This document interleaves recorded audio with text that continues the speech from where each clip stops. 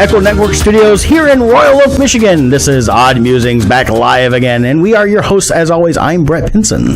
And I'm Scott Zambelli. Welcome back to our pre-Thanksgiving show. Getting ready tomorrow to eat and watch TV and eat. And don't know if I'll do any football tomorrow because kind of don't care. And eat. You forgot and eat again. Yes, I will be eating. So. Thanksgiving, the day of gluttony. Yes. But delicious gluttony. It's so good. Yes, it is. I've already smoked the mac and cheese. Oh. And my brand new smoker I got this week had to replace one that died on me, and I'm really excited about it because it's got Bluetooth. Oh, it actually died on you. Yeah, it did. I didn't know. I bought. My brother bought me one a year ago, and we got it through a company called Wayfair. And I'm going to promote them just for a quick second, only because they were really awesome. When it died, we called them and say, "What do we do? You know, who do we contact? You know, because I was looking for the information from the manufacturer. They go, "Oh, we'll just refund your money." And I said, "Oh, do you want it back?" They go, "We'll contact the manufacturer, and if they do, they'll get it within 2 weeks. If not, throw it away." So, and ended up pitching it. I think someone picked it up though. You probably could have redone it and reworked in the element and that, but it just stopped heating out of nowhere. Actually, in the middle of cooking. Fortunately, I was only cooking, I think, the time that's always the case. You find out when you're out of propane when the burger is cooked, not when it's done. So did that, and then went to Sam's Club. They had a really cool one. Masterbuilt was my favorite smokers, and I got a new Masterbuilt.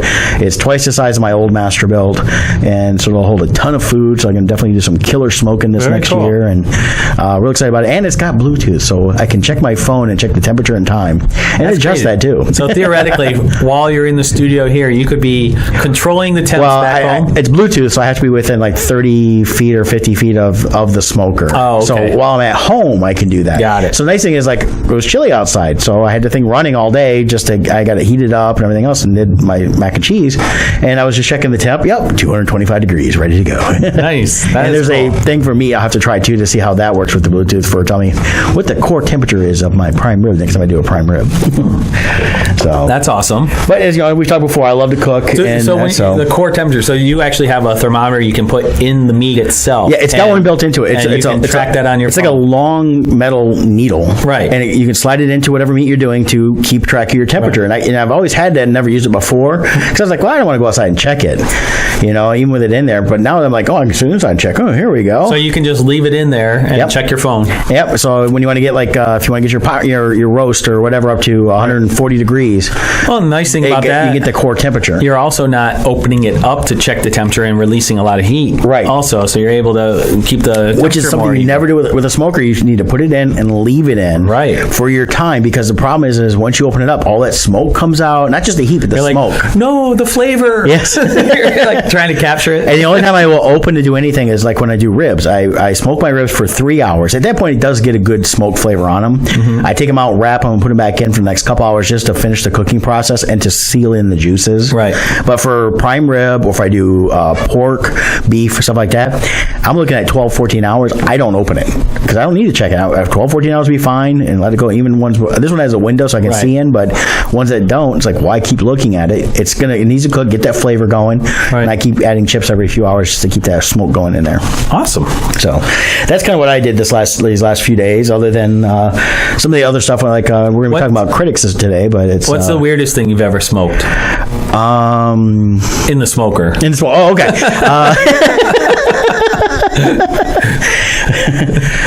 Well, you know, nothing weird. I've always do the standard stuff. I thought mac and cheese was weird. And you know what's funny is a lot of people say that they've never heard it, but we got our first smoker over 10 years ago.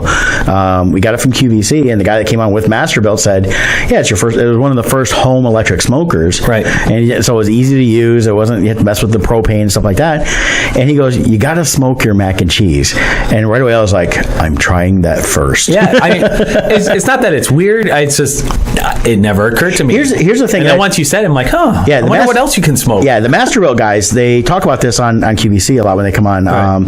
I am watching a lot of QVC. I like, especially when they have smokers and food on, because I like to see different things they do. I'm not always buying. Yeah, but it's cool. The thing to treat a electric smoker, like from Masterbuilt, is you treat it like an oven, and it works like that. It goes up to about 275 degrees, so you can cook just about anything you want. Like, have you ever done lasagna? No, but you could. Yeah, I've done. If that'd be good or not. I've a couple times I've done mom's baked beans in that. Could you do a hamburger? You could do a hamburger. They actually show it. Really? Yeah. Think about Smoked it. hamburger. Well, think about it. You're going to get that little smoky flavor from it. It's just like on a grill, but it's inside there. Now, the one thing about the hamburgers is you're not getting like the full char marks and stuff like that, but it can do hamburgers. And they've shown this hamburgers. I've done sausage in there. Yeah.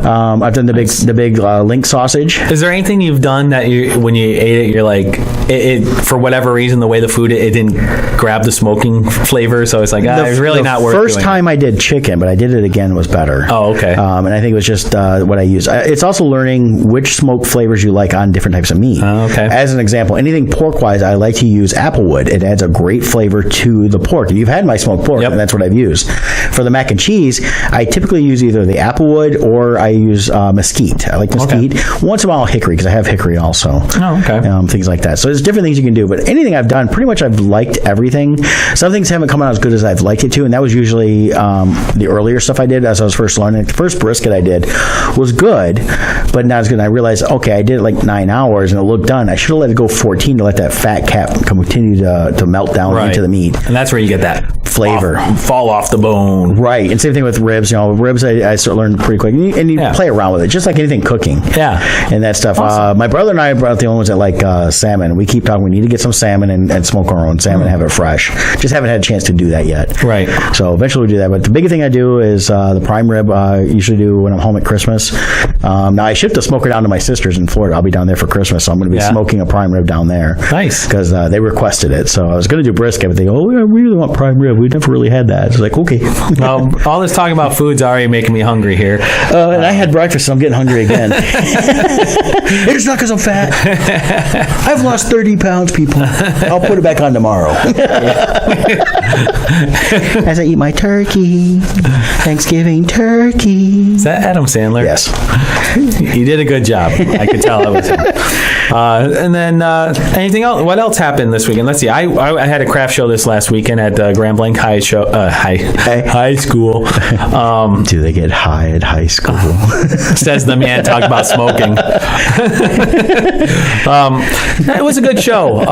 The first half of the day was really good. It was a first year show at this location. They did a good job of organizing it. They did a good job advertising it. And the first half of the day went excellent. Unfortunately, we had really heavy rains move in. Yeah, it was crazy rainstorms all day. Yeah. I was running errands most of the day Saturday, and it was all over. Oh, it was downpours where we were at. And so, unfortunately, that killed the second half of the day. Yeah. So, but even with just having a half a day, I was very happy with how it turned out.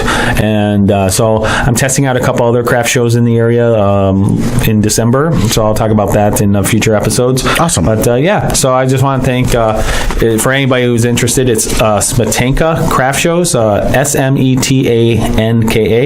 You can look them up at smetankacraftshows.com if you want to see the remaining schedule for this year. And pretty soon he'll be posting the 2018 schedule. Okay. Also. So, we'll see how it goes. But so far, I'm happy with trying these shows out. I haven't had a chance to do any this year. I like doing craft shows. I have because you meet a different audience, completely different crowd, and usually the people who shop with at least with me, I'm assuming with you too, is they're not looking for this type of thing, but they have somebody in their family who would love it, so they buy them as gifts. So, well, I know a couple times when I've set up, it's people see me and they've called up and said, bring the kids up, they can come pick some stuff out. And what do you mean? No, there's a guy here who does comic books and artwork, and because I've done them as early as like October, November, before not even thinking fully Christmas, and then I've had them like, oh my God, I can now buy for all these kids something not too expensive. And then you saw Justice League. I did. I went and saw on Thursday night, had a free pass to go see it because did you post a review or not? I did not. Okay. I saved it for us to talk today. I'm not going to give any spoils today. We're going to talk about mostly movie within critics and kind of how it relates to Justice League. But so what's your spoiler-free review? Yeah, my real quick non-spoiler. I gave it a 4 out of 10, and it has to do primarily with story. I felt the story was very lacking. The thing was, there was a lot of cool shots. There was a couple cool scenes. I really liked Jason Momoa as Aquaman. I was okay with Ezra Miller as the Flash. There's some things I personally didn't like about him, but I think this is our first introduction to this version of the Barry Allen. And Flash. This Flash is very inexperienced. He's at the beginning of his career. Correct? Right. He's not done. He's made his own suit. He doesn't have anybody helping him. Right. And he's kind of been doing his own thing. And it sounds like it may have only been like 6-12 months. So okay, so he's very new as a superhero, so to speak. Right, and hasn't done much at all. He just happened to pop up on the radar of Batman, which is not a spoiler because that pops in the trailer right away. I thought Affleck was very flat, and I liked him in the Batman versus Superman as Batman. This one, I didn't like his version in this one here. I thought he was too stiff. But you did like him in the other one, but not this one. Correct. I felt there that big of a difference in the portrayal? I felt like they made him, they aged him. And again, this is, of course, we knew this from Batman vs. Superman. It's already about 20 years after he first started as Batman. Right. And this one, they spent too much time talking about how old he is. Oh. And him feeling the pains and stuff and how rich he is. And how rich he is, yeah. So I didn't like I felt he was just way too stiff. And I think it has to mostly do with the direction from Zack Snyder. Because most of that was, a lot of the shots were poses. They were trying to emulate stuff from like comic book covers. Right. And stuff like that. And I think they needed to spend more time on the story. I felt like, just like Batman vs. Superman, I felt like this should have been the lead up from at least 4 movies, because they tied in 4 different things in this movie from the different characters that could have been 4 movies leading up to this when they did join forces. And it could have been, they could have been doing more Superman movies, Batman movies, and then introduce characters separate and then lead into like an Aquaman movie that would have led to this. Right. And that would have been better. I feel that Warner Brothers is rushing the game on all these movies, and they have not had a clear direction. Now, maybe that'll change with Jeff Johns coming in. I know that Josh Whedon came in to help finish the movie after Zack Snyder had to leave because of a family thing. And I'm not slamming Snyder personally. This is about the job he's done on movies. I've never been a big fan of his movies. Yeah, I'll slam him. Only because here's the reason why I'll slam him. Jeff Johns is an amazing cinematographer. Yep. He's great at doing those epic shots. You mean Zack Snyder, right? Who did I say? You said Jeff Johns. Oh, no, Zack Snyder. He's great at doing those shots and setting up those scenes and those moments. Well, see, that's what I was getting at. When I talk about slamming personally but he's horrible at his personal life tragedy that happened to him. Well, I don't want to get to that. No, I'm saying this is strictly on his directing capabilities. Yeah, well, exactly. But as a director, he sucks. Yes. Let's be honest. 300 was brilliant. But the story is a very shallow story, so it's an easy story to tell, and that's what made it so beautiful, is because it was about those slow motion shots. They worked. Yes. But when you're in something like Justice League or Batman versus Superman, there is a much deeper story. Well, and that's the thing. He's trying to tell way too much story in all these than he does. Yeah. And to be fair, a big part of that is Warner Brothers setting a 2-hour limit to tell a story, whereas Warner Brothers should be more worried about, hey, if you need 2.5 hours to make this story work, take it. Instead, they put a hard line in the sand saying, doesn't matter, make it shorter. Yeah, and I think part of it too is when you tie everything together, you look at, Zack Snyder initially came into this telling, again, like Batman vs. Superman, 4 or 5 stories into one, and even with that being almost 3 hours for Batman vs. Superman, that still should have been 3 to 4 movies. Yeah, and an interesting take I had this weekend, now I did not see Justice League, but a friend of mine did, and she is not a comic book person. She doesn't know the history of these characters. She doesn't know about the comic book. So I was very curious on her take about this, because she went in as purely a casual fan. She had no bias, Marvel, DC, nothing. And her take on it was very interesting. She did enjoy the action. Mm-hmm. But as far as the characters go, and I've heard this from a number of people, she really enjoyed Flash, Aquaman, Wonder Woman. She really enjoyed. Yeah. She did not like Batman or Superman at all in this. She felt Batman came across as an idiot and very dumb. Well, his answer to pretty much everything was, I'm rich. Right. And there's so many things that happened, she said, where Batman just didn't seem to know what to do, whereas other characters came across much more intelligent in the film. Now, like I said, this is purely, she's a lay person in the comic industry, which, to be frank, this is the type of person you have to be successful for a movie to hit. If you really want it to hit $1 billion, you need the casual fans to enjoy it. Yeah, the diehard DC fanboys are loving it, but everything they all say is the same thing. There is basically shots or moments. But overall story was, I saw a review today, I'm not going to mention the person's name, they loved it, but they said that they admitted the story was very lacking, but they loved it. I'm really glad you loved it. There's things I enjoyed. The first half, I was getting annoyed. The second half, I liked better. Right. Well, but and again, it was all just about these cool shots. Like, cool, I saw this in action. I never have to see this movie again. Right. And that goes back to, though, and if you enjoyed the movie, great. There's nothing wrong that you enjoyed the movie. But there's also nothing wrong if somebody went into the movie wanting a deep story and not liking it because they didn't get a deep story. It's the whole quality versus quantity thing. And we'll get into that in a little bit, too, with, the role of the movie critic. I've seen a lot of people bashing Rotten Tomatoes, but we'll cover that in a bit. Yes. Now, what I did watch this weekend, which I think also was a part of maybe Justice League having a little lower turnout, is The Punisher. Yeah, Punisher dropped on Friday, wasn't it? Was it Thursday or Friday? Thursday or Friday. Yeah. But I loved it. Oh, yeah. Both of us talked. We've seen all 13 episodes. Again, spoiler-free review. I loved it. I felt they truly captured the essence of The Punisher. Yes. This is my favorite version. I never enjoyed the Dolph Lundgren movie. I didn't enjoy the Thomas Jane movie. And I know some people like the Thomas Jane one, and the Dolph Lundgren was meant to be cheesy, so it is cheesy. But in terms of character development and building up, now granted, you got 13 hours of Punisher versus 2 hours in Justice League. But the big difference is, just in my opinion, Justice League should have had several movies leading up to that point to actually develop that up. And we get to meet a character that we've met before in Daredevil, and they start off the series perfectly, explain some things, and then shows where he's at right now and goes from there. Yeah. And we meet a whole host of new characters, and we get to see some returning characters. Yep.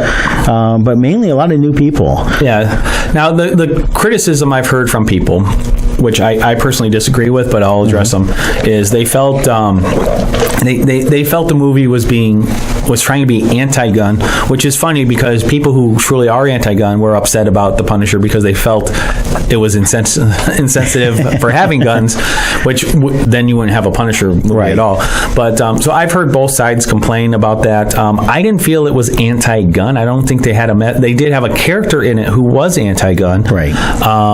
And I won't reveal who or anything else, but they also gave examples. They had a counter argument to how the character was being hypocritical because they had to have guns to protect themselves, and so I felt like they covered both sides of the issues there. I've also heard people say they felt it was being anti-military, but I didn't get that feel myself. They were addressing. There is a real problem with people returning with PTSD. They dealt a lot with that. Yeah, and I felt they did a very fair treatment of that.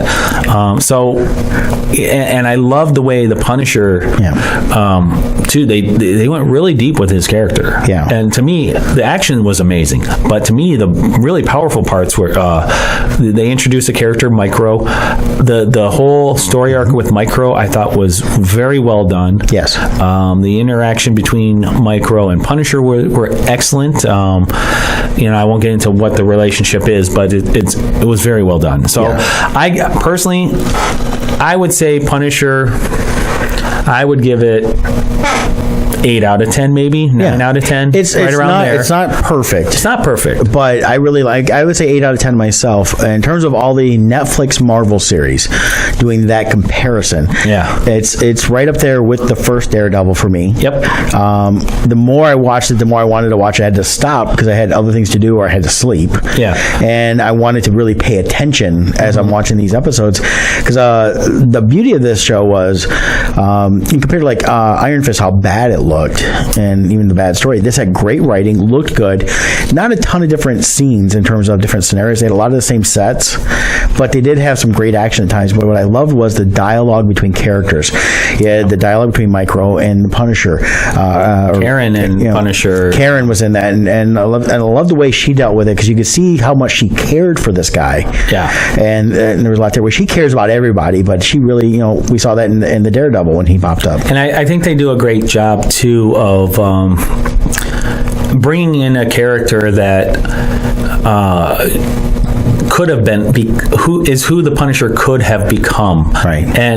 But his ideals were twisted, and you do get you get the argument of, well, how are you any different, Punisher? Yeah. But you do get a strong sense of where the Punisher's he does have a moral code he does follow. He does, and he doesn't just arbitrarily kill anybody. But he basically makes the statement a couple times, like, well, if they're going to come at me, then they're going to die. And a couple times where he even puts himself at risk to save people who it would have been easier for himself to allow them to die, but he steps in. Yeah, he's not an arbitrary killer. He actually does care, but he looks also, if these people are going to come after me, then they're part of the problem and they have to go. Right. And he's this is who the Punisher is. Yeah. He's not killing women and children. He's not killing any guy he just sees. It's strictly guys that they're coming after him mostly, and they've done bad, and he's going and taking care of that. So when with Punisher, and I think it was a genius move by, I don't know whose decision it was, but they're releasing it the same day, the 17th, as Justice League. Yeah. 13 hours to watch a series in a weekend, that kind of takes up my viewing time. So even if I wanted to see Justice League, which I didn't, I'll get into that later. Yeah. Well, and I'll just say, the last thing I'll say about Justice League, and Punisher too. For me, why I don't want to see Justice League, the trailer just killed it for me. The CGI just looked horrid. And we talked about this. Remember, we had Joe on a few months back from our sponsor IMP, International Minute Press. Talk about them later, but that came up, and it was like he didn't even want to talk about it. Yeah, it just and the thing is too is, and we talked about this before we kind of on the air today. Is you were in San Diego Comic-Con, and after they showed the trailer, there was no buzz. They had their panel in Hall H. Now, for those who don't know, Hall H is like where the big premiere panels occur, and after when Marvel's got done, people were raving about it. Everyone was talking about Marvel to me. Yeah. Then DC had theirs. I heard nothing. Nothing. I didn't hear anything bad. And either, Marvel did not just Thor, but they talked about they talked about Black Panther, and they talked the new Avengers movie, and they showed a bit from the Avengers that they've not released officially. They had the scene with Thor and the Guardians. So yes, and that was the thing, and the buzz online, because I wasn't at San Diego, was all about Marvel and nothing about Justice League. People say, we saw it, and that's what we're hearing. Right. And San Diego Comic-Con is your core fan base, and if they're not coming out excited, something is wrong. I think what the problem is, they need to go back to try to get this good storytelling. So, but we also were talking a little bit about Walking Dead. You caught this week's episode as well. Yep, Walking Dead. Once again, we talked last week. Yeah. I've been struggling with it this season. I don't like the way they're telling their story with the jumping back and forth in the timeline. Yeah. Now, I will say this. Now, this is funny. My daughter saw episode 1 of the season, but she's been working, she's been busy, and she missed episodes 2, 3, and 4. So we sat down to watch episode 5, and it's picking up where Gabriel and Negan are together. Right. And she's like, oh, so I missed nothing. I'm like, yeah, actually, you're right. You missed absolutely nothing. Well, because we spent these last few weeks it all deals with the same time frame. Yeah, it's like a half-hour time frame, maybe, that all 5 episodes now have. Yeah, because it's not been nothing at night. It's all been daytime. So it's all from the time they attacked to everything going on since then, and they've taken forever to get anywhere with it. Yeah, Sue McBride is chiming in. Good morning.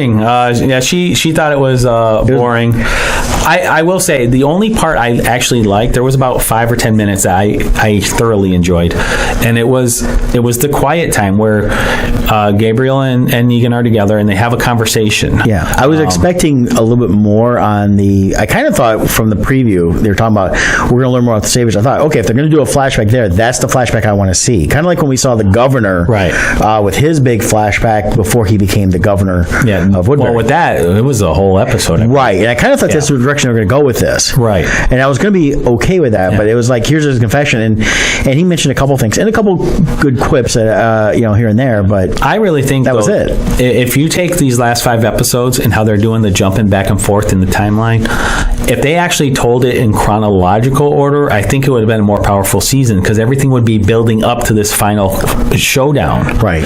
But instead, they gave us the showdown first, so we already know kind of what's going on, and I don't know. It's I feel like it's an effort to watch this, and I'm going to stick with it. I will say too, I did like there was some interactions between Rick and Daryl. I did like. Yeah. I'm curious to see where that develops. I don't want to give spoilers, but well, Sue was wanting to know if Negan's turning into a girl. Well, he was a bit of a bee during the episode, but hey, I liked it because he actually, I think for the first time, we had a moment of who Negan really was, and that's what I saw with his talking a little bit about how he became the head of the Saviors, how he got there. Yeah. Without getting into specifics, because he didn't. There was thing there, but the one thing that got me was when he talks to his number one. I always forget the guy's name. This guy with the mustache, Sam. He basically asked me, "Are we backsliding?" And on Talking Dead, it mentioned like, okay, it sounds like before Negan came in, he was the head of what was there, and then Negan came in and created the Saviors, because Negan did a whole episode about he's there to save people, right? And which is funny because everything he was saying was like, I'm here to help and save people. We need people. Like Father Gabriel was calling him out and everything. Well, you're the only one that can get married. You're the only one that has all these wives. You're the only one that can do this. And it kind of, and Negan never fully addressed that. He sidestepped the answers. He did. And so maybe that's something we'll see a little bit later, but at the same time, you know what, Gregory, the more they have him, the more I love him. Because honestly, let's be real, Gregory is probably the truest representation of what the average person would be in this timeline. Well, yeah, he's actually the most most character. He just wants to know who's going to win and be on that side. And live in his house. and that's what he wants. Poor Gregory. I feel bad for Gregory. But in terms of Walking Dead, I think we've beat that horse to death today. Well, one last comment I do want to make, though, in the conversations that Negan has, if you pay attention to the issue or the conversation / debate between Rick and Daryl, I think what you find is most of the points Rick is making corresponds with the points that Negan is making. It's just they both have a different way of achieving it, but they both want the same thing. Well, and I think that's a great correlation on our world today. There's a lot of us on two sides of an issue. We all, and I think a lot of us want the same ending result, right? But we want to go about it different ways. And so it's going to be interesting to see how that converges. All right, let's move on. We got to pay some bills. Yes, we got to pay some bills. Loringer Family Chiropractic. That was there yesterday. Loringer. Yeah, welcome back to Terry. She had emergency gallbladder surgery a few weeks ago, and she's back working now. So it was great to see Terry yesterday at Loringer Family Chiropractic in the Belleville location. They were also located in Dexter, Michigan, as well as Belleville, Michigan. And at Loringer Family Chiropractic Center, PC, they take great pride in providing the finest chiropractic care to each and every patient. They offer on-site digital x-rays, massage therapy, orthotics by foot levelers, young living essential oils, aromatherapy, a full line of vitamins, and a family-oriented environment. Give them a call at 734-697-4244 at their Belleville location. You can visit them online at LoringerFamilyChiropractic.com. We do have a link at oddmusings.com for you guys. And if you're not in the area but you're looking for a great chiropractor, give them a call because they can recommend you to somebody in your area. And if they don't know somebody, they can try to help you out as best they can because they are very awesome and they want to take care of everybody. So go check out Loringer Family Chiropractic. Yeah, we love Loringer. They do an amazing job with my daughter also, and they do great work with Brett. So we can't recommend them highly enough. And they're all very pleasant when you get there. They're awesome. All the doctors are great, from Dr. Anna to Dr. Bryant to Dr. Jen. Those are the ones I always deal with. And then you've got the people that work there like Michael and Chelsea and the holidays, Terry. The holidays are pretty stressful, so maybe go get a gift certificate for a gift massage to give somebody in the family. And they've got quite a few. They got a few massage therapists there. They have a lot of openings available at different times. And get yourself one. Get yourself a holiday massage. They also have essential oils. Yep, the oils are great. They do vitamins. Yep. And if you're not sure if your insurance works there, take your insurance in. They'll go through it and tell you what is covered and help you out with that because they're really good about all that stuff. They look to help people. They're not looking just to take your money. And that's one thing. That's why I keep going back and have now for going on 7 years. Yeah, they put your care first. Yep. And like I went in yesterday, I injured my right shoulder a little bit the other day. Nothing major, just kind of pulled it. Oh, sorry. Got it adjusted and popped back into place. Basically, it was slightly askew, it felt like, and now not hurting like it was. Good. And then I've been having some problems with my feet again because that happens this time of year for me with my the metal in my hip. So they take good care of me on that. Cool. So we were mentioning, though, at the beginning of the show about Rotten Tomatoes and critics. Yeah, online, a number of people who were big fans of the Justice League movie, which, like we said, it's all about your taste. There's nothing wrong with liking or disliking because at the end of the day, it's about individual taste and what people like. And the question arises, with Justice League far underperforming, they came in at 94 million for the domestic opening. Correct. What was the global? The overseas was 185. So we're looking at 279 total million. Yeah. Now of that, and I thought this was a good thing I mentioned earlier, was 50 million of that. Over 50 million was just from China for the international box office. Yeah. So the question comes up: well, how is that a failure?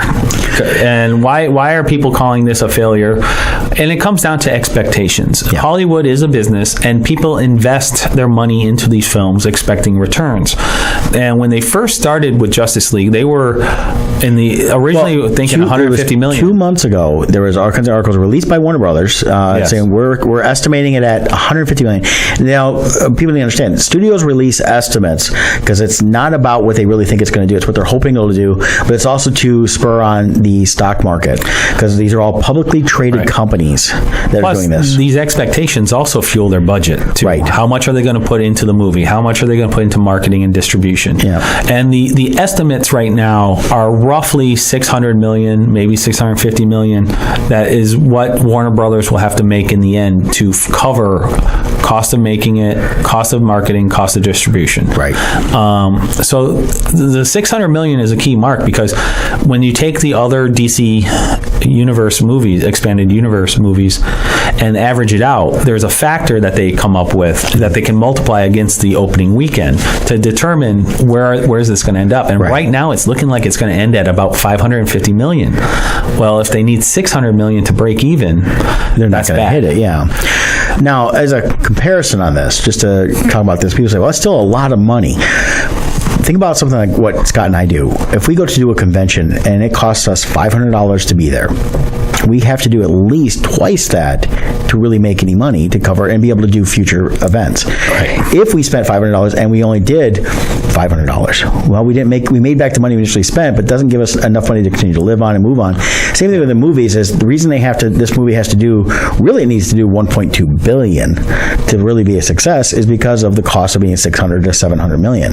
Right. And it allows them to not just pay for what they've already spent and recoup that, but to have money going forward to pay the bills and invest in future projects. And that's because people who are their investors want a certain return on their money. Correct. So even if they hit break even, well, if they were selling to these investors, we think we're going to have a 2 times return on your money. The investor is like, oh, great. But then it comes back at a 10%, let's say, return. Yeah. Well, the problem there is why the investor is upset is because they could have used that money to fund other projects. Right. That did get the return. Wonder Woman, for instance, while it did less money than BVS, Batman versus Superman. So far, not much, though. Well, I'm talking about opening weekend and stuff. Yeah. It was viewed as a success during opening weekends because investors were expecting a far less opening. Right. They were expecting between 50 and 60 million was the original estimates I kept seeing, and it ended up at 103 for Wonder Woman. Right. So the investors were happy.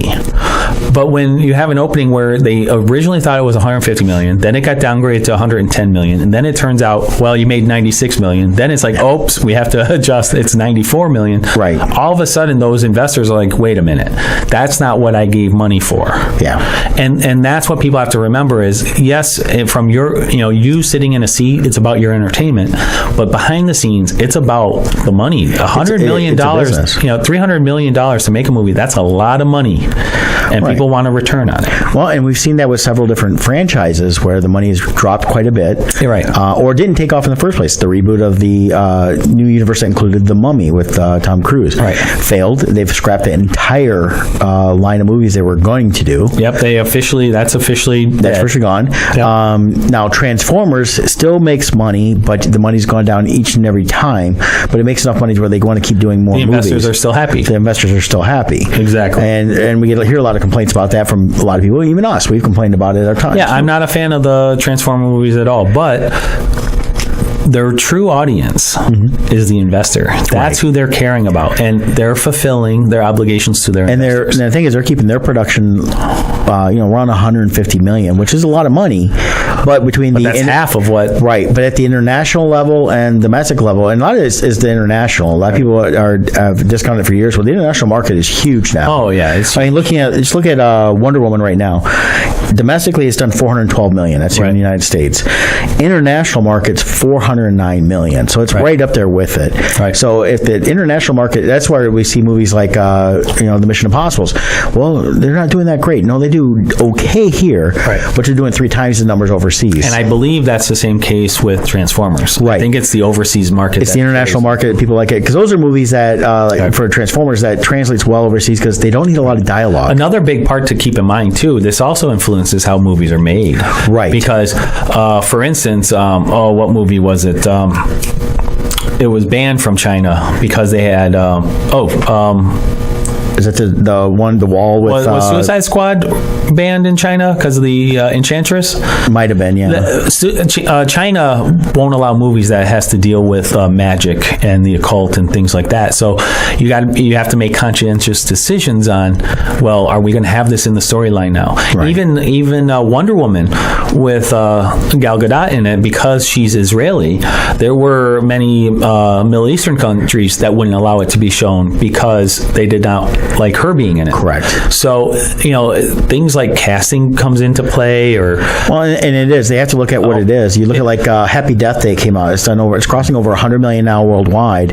It's not a movie that's going to appeal much internationally, right? But it was also a low-made movie, and again, it's not going to air in every country because of certain themes that it deals with. Or Get Out. Yes. The budget there is super low. Yes, and so why would a movie like that, which makes, I don't know, what they do, 200 million? Right. Why would that be considered a huge success compared to something like BVS that made 800 million? It's not always about the total gross amount. It's about what the profit is in terms of the investors. Right. That's how they determine an actual hit. The investors made like 1,000% return. But it's also how things go. And some movies, don't do well at the box office, and then they hit home movies, and then it takes off from there. There's a lot of those type of movies that are cult. Look at like Big Trouble in Little China failed miserably at the box office in the 80s when it came out. And to this day, a lot of the geek guys and nerd guys, when they talk about movies, it's always in their top 10. Yeah, but the home market isn't big enough to fuel sequels. Well, occasionally it does. There is different times it has in the past, but it's about where they're making the money. And like, we didn't make much money here, but we made it here. Let's do another one. So Boondock Saints was one of those. Yeah. So when it comes to Rotten Tomatoes, though, what people need to realize is, in and of themselves, one of the complaints I heard was, well, critics should reflect the view of the majority. Well, that's not the role of a critic. That's not what they're there for. And Rotten Tomatoes itself isn't actually doing reviews. Yeah. It's taking all these other reviews, pushing the numbers together, and coming out with an average. Yeah, but and that's all it is an average. And they say this is our average on this. I mean, Punisher got like 60-something%. Right. So it's not like huge numbers, but it's the average. Mm-hmm. Wonder Woman, I think, was at 89% with the critics, or 90% was right around there. But they also had a huge audience score too, which is what fueled it was the word of mouth, and it did not have the sharp decline that movies typically have now in the second week. Right. Same with Thor. Their second week totals were really good. Yeah. Because word of mouth was good. Well, and that's the thing. Talking about Thor with numbers, it was their international was 108 when you look at their first week, which is actually the week before it opened here in the States. Yeah. And then the second week over there, they had still good numbers, and then had the big number from the domestic. Right. So, where Rotten Tomatoes comes in is, as a fan, people are like, they should reflect the view of the majority. Well, since they're averaging out totals, they kind of are, which is funny because that's what people are complaining about. Yeah, that's what got me. You were telling me this complaint. I'm like, wait a minute, that's what they're doing. Right. They are taking the majority. So, and we'll talk more about the role of a critic in the next little segment here, but they're doing everything that these people are wanting. It just didn't go the way they wanted. Right. And, BVS had a horrible review total in Rotten Tomatoes, yet their total sales were way above what Justice League is. Yeah, the opening for Batman v Superman was twice as much. Right. Yeah, they had horrible. So it's hard. There's many instances where the Rotten Tomato score is horrible, yet they still have good numbers. So I would say the evidence isn't there to prove that Rotten Tomatoes in of itself is the reason why. Now, what I think did play a big part is some people will say, oh, well, Marvel must be paying people off. Warner Brothers actually owns 30% of Rotten Tomatoes. Right. And I think where they screwed up was they feared the Rotten Tomato score. They knew it was low, and they actually told Rotten Tomatoes, don't publish this until it comes out.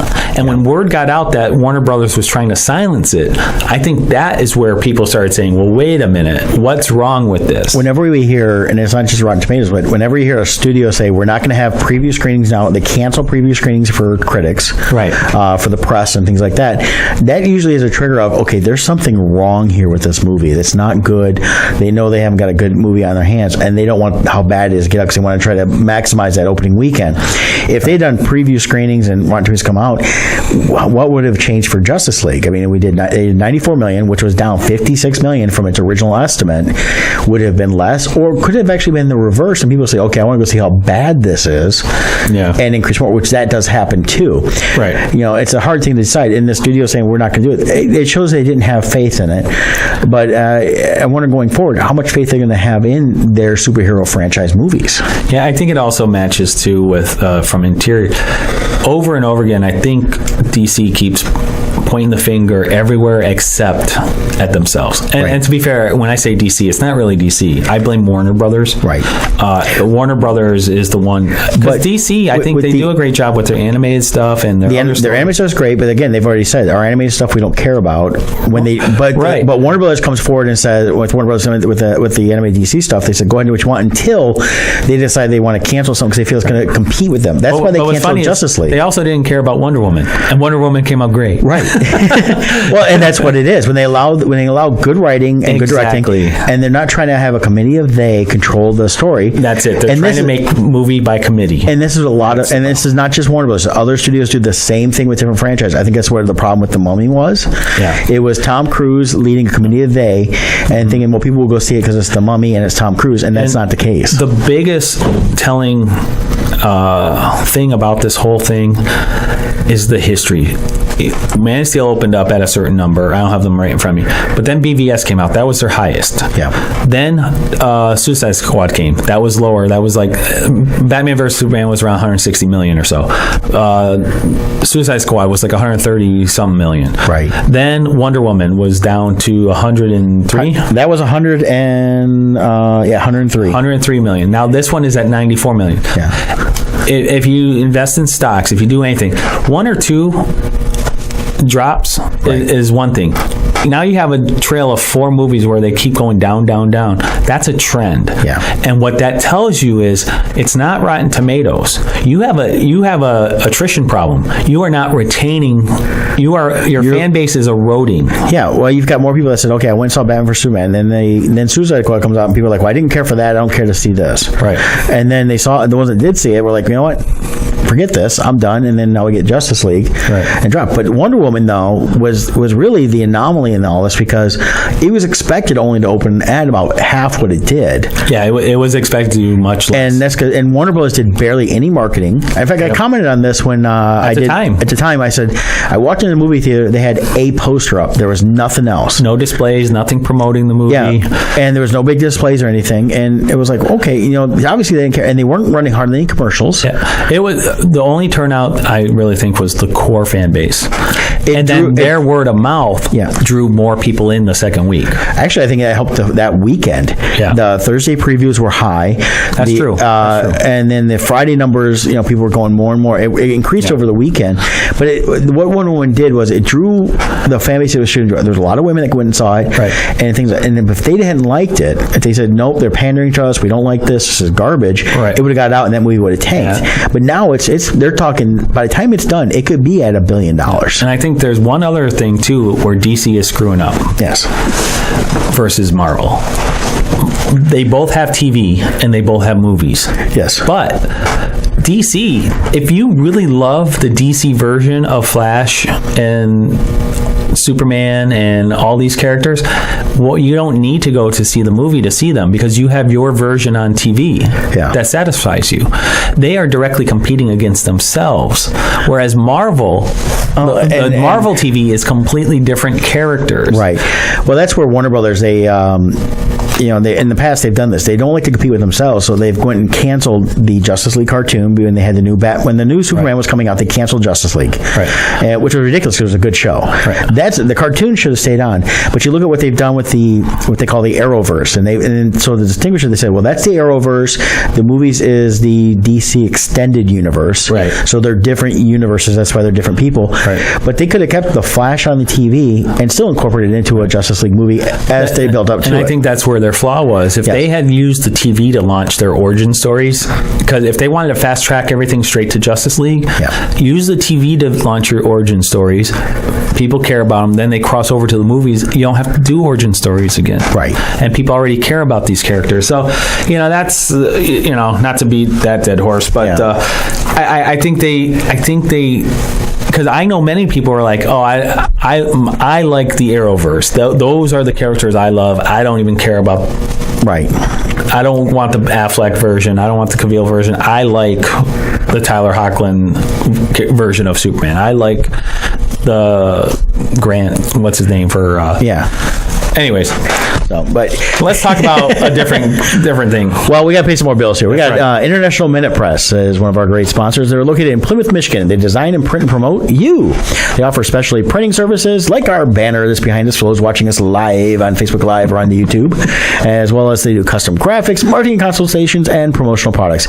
IMP has the services and skills to help artists and entrepreneurs looking to take their business to the next level by exceeding client and customer expectations. Located at 1058 South Main Street in Plymouth, Michigan.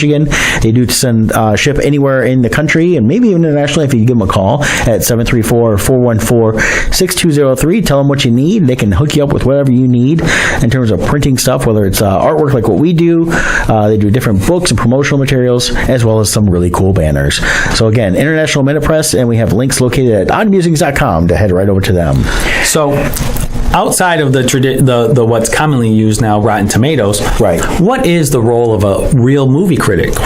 Well, I think it goes back to what we've talked about in the past. It's growing up, I used to watch Siskel and Ebert. Yep, me too. And they would do 3 or 4 movies per half-hour segment. Now, a lot of people only knew them from that, but they also wrote for the Chicago newspapers. They both had competing newspapers, and they both would do more extensive reviews of different movies in there. And that's where they got their start as reviewers, was as newspaper guys. And they had a great show. What I liked about them always was their thumbs down, thumbs up at the end. And because there's a lot of times they may sound like they're knocking a movie, and they go, should you see it? I'm going to give it a thumbs up because I think you should go see it and form your own opinion on this because it was a lot of fun. They would differentiate between the academic review of a movie versus the fun factor. And it didn't always go with what we were talking about earlier. It didn't always go with what the majority felt. Well, it should never. It should go with what they feel. That's the role of a critic. The critic should have, a good critic should have a preset guidelines for how they see a movie. And then they should apply that individual categorization that they do across the board evenly. And judge the movie on their own criteria. And the whole thing is back then when we would watch Siskel and Ebert, Leonard Maltin, Dean Shalit, all of them, you would get to know those personalities. And then because you got to know them, you would start knowing how their taste was versus your own. And you could listen to a review and know based on the review if it's something you think you would like. But now people are just looking at these arbitrary Rotten Tomato scores, well, not arbitrary, but average scores, and they're acting like because it differs from their own viewing pleasure, it must be wrong. Well, they're looking at, if you look at just a score, they say, okay, well, they're giving 30% to the Justice League, and I felt it was like a 9, so mine's a 90%. Well, you're not looking at the right thing. You should look at what the actual reviews are saying. What are they saying? And the numbers themselves don't do it. Even the thumbs up, thumbs down aspect of it doesn't fully say everything. And you look at what their criteria is for this. Read what they're saying or listen if they're talking about it, and say this is what they're looking at. And if they're coming at it from an academic point of view, where they're really trying to analyze the film itself, shot by shot, more than just story, going really in depth with different things. That's something you do, I think, after the initial review. The initial review should be, tell me about what you thought about this movie as a whole. You don't have to get into specifics on spoilers if you want to do spoiler free, but tell me about it more and give your criteria for what you were looking for going into it, as well as what you got out of it after seeing it. Was there surprises? Was there not? And things like that. But when you look at a movie and review, it shouldn't be about the academic side, but it shouldn't fully just be about I had a good time because I saw characters I loved. Well, I think it doesn't matter either way. I think it's the critic, and that comes down to understanding who the critic is, right? As a person. And each critic is completely different. Because if somebody likes that side of it, then you follow that critic, and you get to understand how they see movies. Yeah. And then there's other critics. They're really just looking at it from a fan perspective. When I review movies, I'm not looking at it from an academic standpoint. I'm looking at it as me as a fan. What was my experience? Right. And I'm giving the review based on that. Now, people who follow me and know me know I'm usually looking, like, I enjoy the Marvel formula. I enjoy it. I don't enjoy the DC way. But if you listen to me give a review and you know that going into it, and understand how I'm seeing a movie, you're going to understand, like, okay, I understand why he thought that, but I know I don't agree with him on that. So because he doesn't like it, I probably will like it. Right. You start to know that. And I've picked up on that myself with critics. And a lot of times if I look at a trailer and critics are talking about this movie and I've seen this trailer going, okay, I don't like what they're saying. It doesn't make any sense. I'm going to go see it. A lot of times I don't agree with them because they're looking at it from, again, a different perspective than just enjoying the movie. They're trying to find fault with it. Yeah. And I think people are giving way too much power to these reviews anyway. Yes. The number one influence for any movie is going to be the trailer. Right.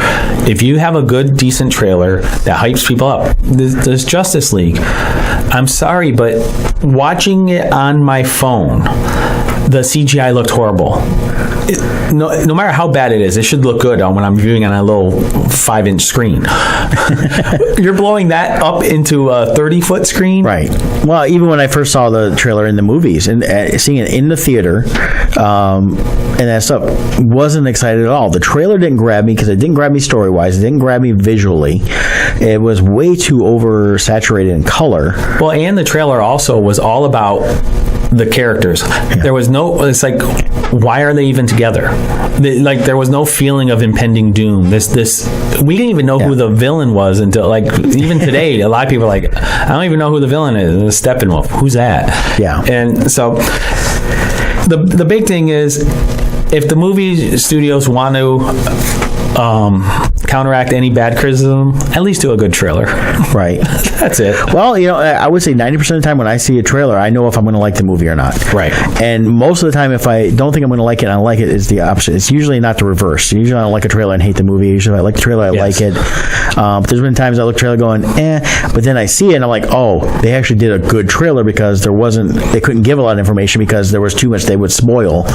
And that with the Warner Brothers movies for DC, I feel they spoil way too much, not just in press releases, but especially in the trailers. So there you have it. So if you're going to care about what critics think, actually find a critic, follow them, and understand how they rate movies. Just go see them and make your own decisions up. Yeah, and you can go make your own decisions too. Because we got the internet, anybody can be a critic. Yeah, honestly, any movie that comes out now, you should know enough about the movie without even caring about the critic.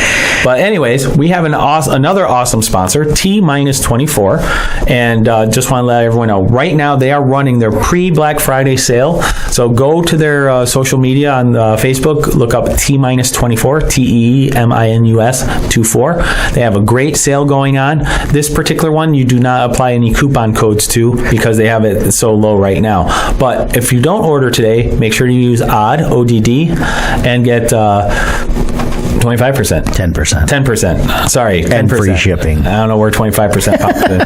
Right now it's a 25%. I think it's all those. Right now it's a 25%. Today's a 25% off their current deal and that. So. Yeah. So anyways, T-24.com is a creator of unique pop culture t-shirts and vinyl decals. At T-24.com, you'll find over 140 graphic tees, 100 vinyl decals based on your favorite movies, TV shows, comic books, and video games. So go to their website, T-24.com.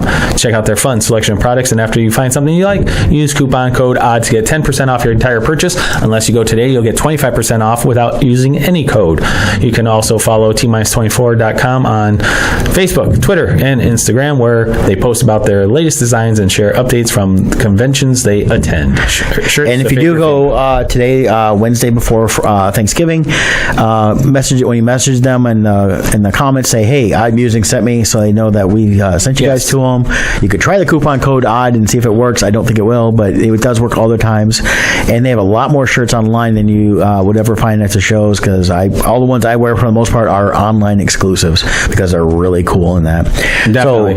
So to wrap up today, a couple more minutes here. Thanksgiving. Yes, I have an annual thing I always post. I just want to give a very quick, brief mention about it. Sure. Thanksgiving in America, a lot of people think it's all about the first Thanksgiving dinner between the Pilgrims and the Indians. And while that is a part of the tradition, that is not the creation of Thanksgiving, and it's not even the first Thanksgiving as it's often taught in schools and everything like that. Mm-hmm. So I like, people always find this interesting, at least people who I talk to. The real creation of Thanksgiving actually goes to prior to 1536. Now, the famous meal everyone talks about is from 1621. So almost 100 years earlier over in England, what people don't realize is the Catholic Church had 95 holidays per year where you were not allowed to work or do business or anything like that. You were required to go to church on those days. But in addition to that, you had your 52 Sundays a year. Mm-hmm. So King Henry VIII at the time, it was starting to be a drain on the economy. So he wanted the church to get rid of 68 of those 95 holidays, mm-hmm. remove them, and put in its place one specific holiday that would combine the 68 holidays together that they were getting rid of and make that a day of thanks to the Lord.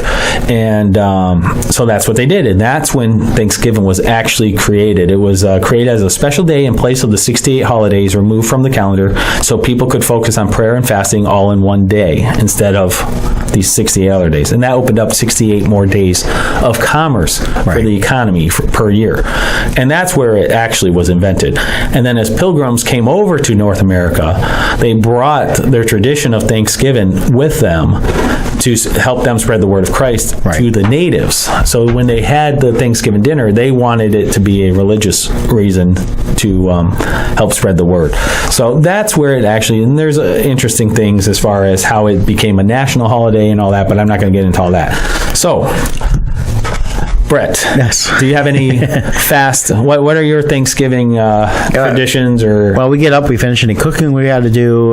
We don't have a big family event, just we'll be with my brother at his house, my nephew, his mom, and I. And he's doing the turkey this year, and he's doing stuffing. We've done some of the sides. As I mentioned, I did the smoked mac and cheese.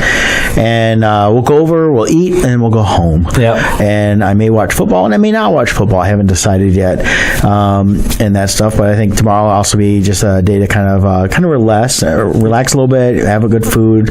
Definitely thankful for quite a few things and that stuff, and then really back at it on Friday. Finish up a lot of work I got to do and commissions and things like that. So, how about you? Same. It's a day with family. A lot of food going back and forth between family, and just want to thankful for all the blessings in my life with my daughter, my mother, my father, siblings, and you guys, the listeners too. We appreciate that. Yeah, and we appreciate our sponsors, and even Dominic over there who keeps this ship afloat for us. So thank you guys. Yeah, thank you. And anything else? I think that's good for this week. We'll be back live next Wednesday, and then we'll be making some announcements next week. Show's going to continue on into the new year, but we got a lot of fun announcements coming up, though. Yep, exactly. So we'll talk to you guys soon. Until then, Dominic, take us out, buddy.